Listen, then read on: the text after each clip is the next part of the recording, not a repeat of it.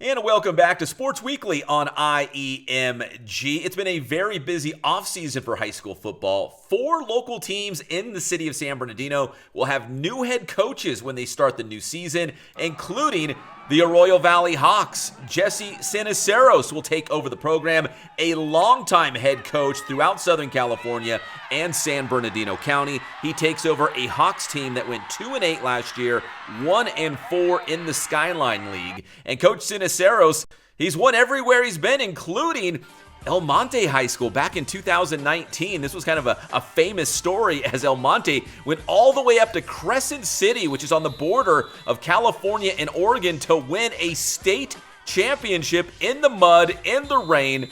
Coach Siniceros, again, a proven winner everywhere, including a state championship. Now he's trying to do that at Arroyo Valley. Here's Coach Siniceros. And now join us here on the show. He is the new head football coach for your Arroyo Valley Hawks. It is Jesse Siniceros. And Coach, first off, congrats on the Arroyo Valley gig. And listen, you've coached a lot of places. You've won a lot of places. You know, what was it about Arroyo Valley when that job opened up that you were like, you know what, that looks like it could be fun? Yeah, you know what? I mean, I'm an IE guy, that's where I got started at. And for some reason or the other, I landed up coaching out in the San Gabriel Valley, for most of my career. And I always knew at some point that I wanted to go back home because that's what's happening. I wanted to go back home and finish off my career in the IE, but the timing just never worked out, and this past season I took the year off. And and I got that itch again. I wanted to get back into it, and I started missing being out in the field, which was good for us coaches. So I just looked through the ads, man, and I seen Arroyo Valley was looking for a coach, and I knew it wasn't too far from where I grew up, and I know it was a school that has a lot of potential. And I reached out, I left a message, and I got a phone call back from Angel Castro, man, the new AD there. And we just hit it off, man. And like I said, I'm fired up, man. I'm fired up to be back home, at Arroyo Valley. And I'm excited about, what we're going to do there.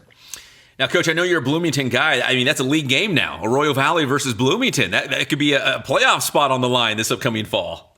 Yeah, that's good, man. It's what it's all about. It's about having fun and creating rivalries, and again, my family, man, my parents still live right there, and right down the street from Royal Valley, right there in Rialto, Bloomington. So, it's going to be a good thing, man.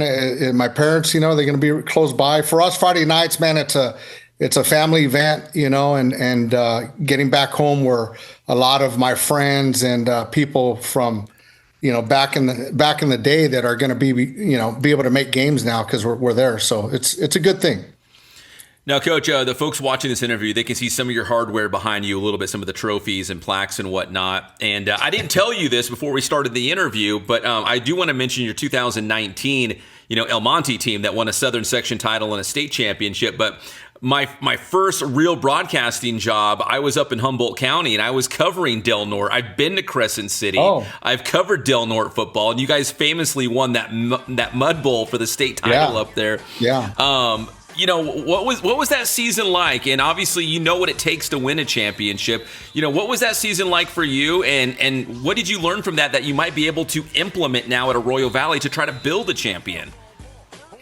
Yeah, I mean, that was a magical season, to be honest. To go 16-0 and to play that final game up there in Crescent City, where it rained that whole week, But again, man, I've always been lucky that I've always had a great group of kids that have always bought into what we bring as coaches and our coaching staff, and we bring that family atmosphere, man, and that's what we do, and that's who we are.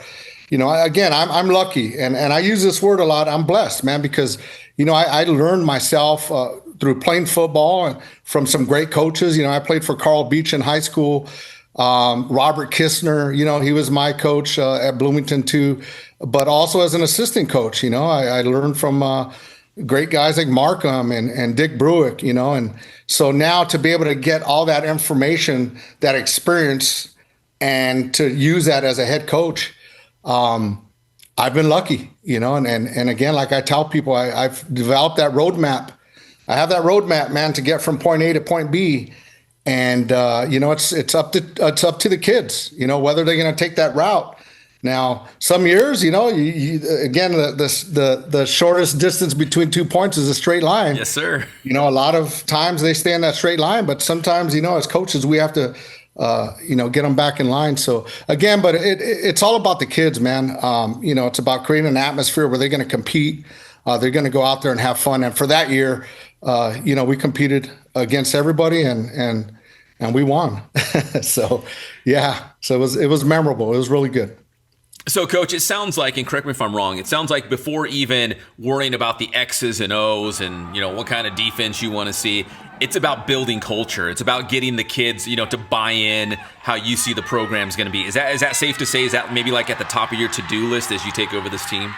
Yeah, I mean, that's definitely the first thing that we got to do. We got to come in and create that family atmosphere, and get as many kids as possible. I want to get there on campus as soon as I can to start shaking hands and start talking to kids and get them out for the football program. I envision Arroyo Valley being a go-to spot for that west end of San Bernardino. There's a lot of potential, and I use that word all the time, potential. And I wouldn't have taken this position if I didn't see the potential there. And I think it's going to be a great fit, for who we are as coaches and what I'm able to bring to the table. And hopefully we can bring some pride and back to that community. Coach, from your different stops as a head coach, I mean, Barstow, wherever you pick the place, have you changed the way you coach? Does it depend on the kids that you have, or do you have a philosophy or an offense that you like to run that you just make it work with what you got? I mean, how do you approach, especially like a new job like this where you're just getting your feet wet and you're getting acclimated to the kind of kids that you got, and how many kids, like what are the numbers going to look like, and like do you feel like you've got an idea of what the team might look like? Well, I mean, again, with the experience, with the experience of being a head coach, and like you said, I've gone from Barstow to Norwalk, Chino, El Monte, Sierra Vista, and now here. So it's pretty much the same thing, is getting the kids out, getting them in the weight room, and again, my motto as a head coach is this: don't wish for it, work for it. And that's exactly what we strive for. But for me, I'm going to be honest, man, in order for us to have success in the football field, we want great students.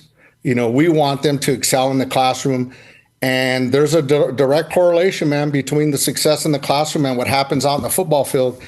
And two prime examples, 2013 with my Norwalk team, that we lose in double overtime to Lucerna, and the 2019 team with El Monte that, we won it all.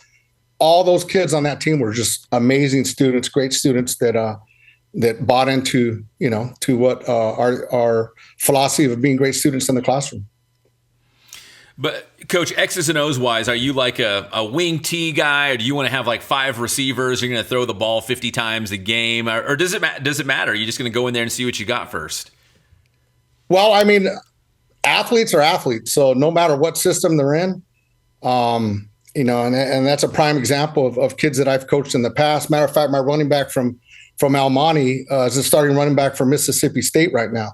So, I've been blessed where I've had some pretty good kids that are amazing athletes. And in my system, so again, I coached under Markham. So I'm a double wing guy. But again, an athlete is an athlete. So in my system, if you're an athlete, you're going to be in the spotlight, man. We like to pride ourselves in that we're running back high. Our running backs are going to get 25 touches a game. And you're going to get those stats, man. You're going to get that publicity in the newspapers. People are going to open up that newspaper on a Saturday morning and they're going to read your name. I've been blessed, man. I got some kids. Rashad Penny was a number 1 draft pick for Seattle Seahawks. Elijah Penny, he was a running back for the New York Giants. So again, an athlete is an athlete, and so we're going to do what we do, and again, we get the kids to work, to compete with one another. And I think something special is going to happen there at Arroyo Valley. And Coach, you've kind of already answered this question, but who are your coaching influences? You mentioned Markham, you mentioned Bruick as well. Who are some of the guys that you maybe played for or coached alongside with that have had an influence on, kind of shape the way that you coach now?